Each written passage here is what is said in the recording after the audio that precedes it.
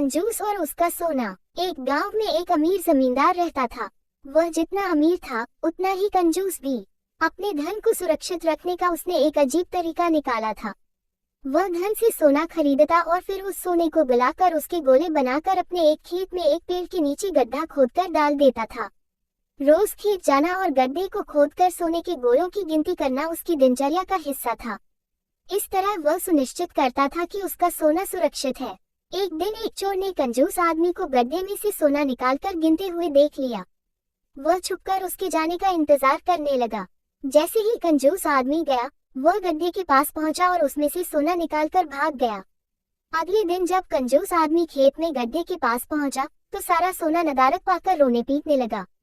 उसके रोने की आवाज वहां से गुजरते एक राहगीर के कानों में पड़ी, तो वह रुक गया। उसने कंजूस आदमी से रोने का कारण पूछा, तो कंजूस आदमी बोला, मैं लुट गया, बर्बाद हो गया, कोई मेरा सारा सोना लेकर भाग गया। अब मैं क्या करूंगा? सोना किसने चुराया, कब चुराया? राहगीर आश्चर्य में पड़ गया। पता नहीं चोर ने कब इस गड्ढे को खोदा और सारा सोना लेकर 9-2-11 हो गया। मैं जब यहाँ पहुँचा तो सारा सोना गायब था।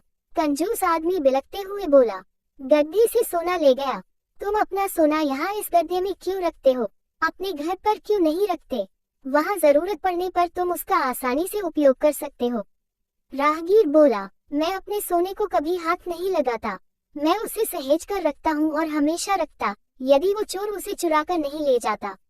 कंजूस आदमी बोला। ये बात सुनकर राहगीर ने जमीन से कुछ कंकड़ उठाए और उसे उस गड्ढे में डालकर बोला, यदि ऐसी बात है तो इन कंकड़ों को गड्ढे में डालकर गड्ढे को मिट्टी ढक दो और कल्पना करो कि यही तुम्हारा सोना है, क्योंकि इनमें और तुम्हारे सोने में कोई अंतर नहीं है।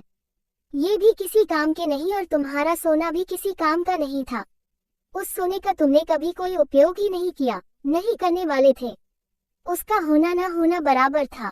सीख, जिस धन का कोई उपयोग न हो उसकी कोई मोल नहीं।